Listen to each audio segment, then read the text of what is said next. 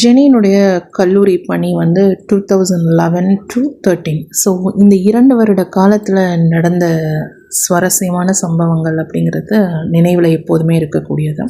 So அப்படி பிஸியாக இருக்கிற காலகட்டத்தில் பார்த்திங்க அப்படின்னா ஜெனி ரயில்வே ஸ்டேஷனில் இறங்குறாங்க. ஸோ அப்போ அவங்களுடைய +2 ஃப்ரெண்டு மீட் பண்ணுறாங்க. ஜெனியை செம்பருத்தி அப்படின்னு கூப்பிடுறாங்க. ஜெனிக்கு ஒன்றும் புரியலை. அப்புறமா ஜெனின்னு சொன்னதுக்கப்புறம் ஜெனி திரும்பி பார்க்குறாங்க. தன்னுடன் படித்த +2 மாணவி. ஜெனியை செம்பருத்தி அப்படின்னு கூப்பிட்றதுக்கு காரணம் என்ன அப்படின்னா, +2ல் பொட்டானிக்கல், அதாவது பாட்னி ஆசிரியர் ஜெனிக்கு வைத்த பெயர். எல்லாருமே வந்து கிளாஸில் இந்த பொட்டானிக்கல் நேம் தான் வைப்பாங்க. ஸோ பெயர் சொல்லி கூப்பிடக்கூடாது. இதுதான் மிஸ்ஸோடைய டீச்சருடைய ரூல் கிளாஸில். ஸோ அப்படி ஜெனிக்கு வைத்த பெயர் பார்த்திங்க அப்படின்னா செம்பருத்தி. ஸோ செம்பருத்தியோடைய பெயர் வந்து ஹைபிஸ்கஸ் ரோசா சைனென்சிஸ். ஸோ ஹைபிஸ்கஸ் அப்படின்னு அவள் சொல்லாமல் செம்பருத்தி அப்படின்னு சொல்லி ஜெனியை கூப்பிட்டா ரயில்வே ஸ்டேஷனில். ஸோ அந்த பெண் பெயர் பார்த்திங்க அப்படின்னா ரம்யா. அவங்க நர்ஸாக வேலை பார்க்குறேன் அப்படின்னு தன்னை ஜெனிக்கிட்ட இன்ட்ரடியூஸ் பண்ணிக்கிட்டாங்க. ஜெனிக்கும் ஓகே, ரொம்ப சந்தோஷம் அப்படின்னு சொல்லி 2 பேரும் மீட் பண்ணிவிட்டு வீட்டுக்கு வந்துட்டாங்க அப்படின்னு கூட சொல்லலாம். ஜெனி இப்போ ஒர்க் பண்ணிகிட்டே இன்னொரு காலேஜில் ஹையர் கோர்ஸ் பண்ணுறாங்க. அந்த கோர்ஸ் பார்த்திங்க அப்படின்னா மாஸ்டர்ஸ் ஆஃப் ஃபிலாசபி. இந்த கோர்ஸ்க்கு ஹெவி காம்படிஷன் போயிட்டுருக்கு. ஸோ அந்த டைம் ஜெனிக்கு சீட்டு கிடச்சது அப்படிங்கிறது ரொம்ப பெரிய விஷயம். அது எப்படி, யாரால் கிடச்சது அப்படின்னு சொல்லணும் அப்படின்னா, ஜெனியோட அப்பா வேலை பார்க்குற முதலாளி தான் அந்த கல்லூரி நிர்வாகம் பண்ணுறார் அப்படின்னு சொல்லலாம். ஸோ இவர் வந்து இன்னொரு முதலாளி ஜெனியோட அப்பாவுக்கு.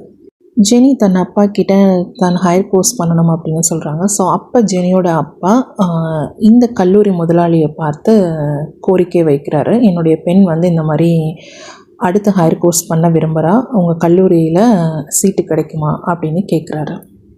கல்லூரி முதல்வர் ஜெனியினுடைய மார்க்ஸ் எல்லாத்தையும் பார்க்குறாரு. அவங்க எல்லாத்துலேயுமே டிஸ்டிங்ஷன், ஃபஸ்ட் கிளாஸ், எந்த வித அரியரும் இல்லாமல் மெரிட்டில் இருக்கிறதுனால உடனே என்னுடைய கல்லூரியில் நான் சீட்டு கொடுக்குறேன் கன்ஃபார்மாக, உன்னுடைய பெண்ணை வந்து படிக்க சொல்லு அப்படின்னு சொல்கிறாரு.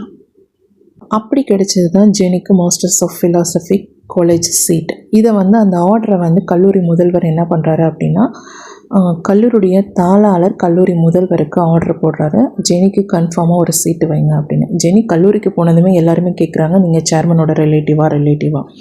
ஆமாம் அப்படின்னு சொல்லிவிட்டு அவங்களுக்கு ஒரு சீட் செப்பரேட்டாகவே இருந்தது அப்படின்னு சொல்லலாம். இது பாராட்டுக்குரிய பெருமைக்குரிய விஷயம்னு கூட சொல்லலாம்.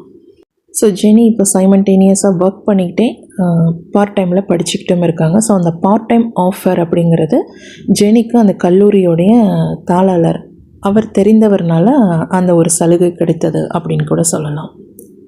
ஸோ இந்த மாஸ்டர்ஸ் ஆஃப் ஃபிலாசபியில் அவங்க ப்ராஜெக்ட், தேசிஸ் எல்லாம் சப்மிட் பண்ணிவிட்டு கான்வெகேஷன் அப்படிங்கிற அந்த ப்ராசஸ் வரும்போது ஜெனி அந்த கான்வெகேஷனுக்கு இல்லை. பட் மார்க் மெரிட்டில் வாங்கி ஃபஸ்ட் கிளாஸ் டிஸ்டிங்ஷனில் பாஸ் பண்ணிட்டாங்க அப்படின்னு சொல்லலாம். இந்த கோர்ஸ் பார்த்திங்க அப்படின்னா 1 இயர் கோர்ஸ். ஜெனி படித்த எல்லா படிப்புமே, டிகிரிஸ் பார்த்திங்க அப்படின்னா எல்லாமே ஃபஸ்ட் கிளாஸ் வித் டிஸ்டிங்ஷன் தான். அவங்க ஸ்கூல் லைஃப்லேருந்தும் சரி, காலேஜ் லைஃப்லேருந்தும் சரி, எல்லாமே மெரிட்டில் தான் இருக்கும். எந்த வித அரியரும் இல்லாமல், அதாவது ஃபெயிலியர் இல்லாமல் ஜெனி எல்லாமே ஃபஸ்ட் அட்டெம்ப்ட் ஃபஸ்ட் கிளாஸ்லேயே பாஸ் பண்ணாங்க அப்படிங்கிறது ஒரு பெருமைக்குரிய விஷயம். அதனை தொடர்ந்து இதிலே டாக்டரேட் அப்படிங்கிற PhD கோர்ஸ். ஸோ அதுக்கும் ஜெனி வந்து சைமல்டேனியஸாக வேறு யூனிவர்சிட்டிஸில் அப்ளை பண்ணிகிட்டு இருந்தாங்க அப்படின்னு சொல்லலாம். ஜெனி எக்ஸாம்ஸும் எழுதணும் தன்னுடைய ஹையர் கோர்ஸ்க்கு, அதே சமயம் எங்கள் ஸ்டூடெண்ட்ஸ்க்கு பேப்பரும் கரெக்ட் பண்ணணும். ஸோ அப்படி பேப்பர் அவங்க கரெக்ட் பண்ணும்போது சம் ஸ்டூடெண்ட்ஸ் என்ன பண்ணுவாங்க அப்படின்னா, ஜெனிக்கிட்ட காமெடியாகவே எக்ஸாம் பேப்பரில் கொஷினுக்கு ஆன்சர் எழுதுறதுக்கு பதிலாக, so Jenny madam, you are so beautiful, you are cute, I like your character அப்படின்னு கூட சம் பாய்ஸ் எழுதி வைப்பாங்க. ஸோ இதையும் ஜெனி கரெக்ட் பண்ணிவிட்டு சிரிச்சுப்பாங்க. வேறு ஒன்றுமே சொல்ல முடியாது ஸ்டூடெண்ட்ஸ் கிட்ட. என்ன பண்ணுறது, ஒரு சின்ன குழந்தைத்தனம் மாணவர்கள்ட்ட இருக்குது அப்படிங்கிறத ரொம்ப பெருந்தன்மையாகவே ஜெனி எடுத்துக்கிட்டாங்க அப்படின்னு சொல்லலாம். இதில் எந்த ஒரு விஷயமும் பெரிதாகவோ அல்லது சீரியஸாகவோ ஜெனி இதை எடுத்துக்கல அப்படின்னு தான் சொல்லலாம். ஸோ இதெல்லாம் ஒரு காமெடி ஃபன் காலேஜ் பணி புரியும் போது அப்படின்னு கூட சொல்லலாம்.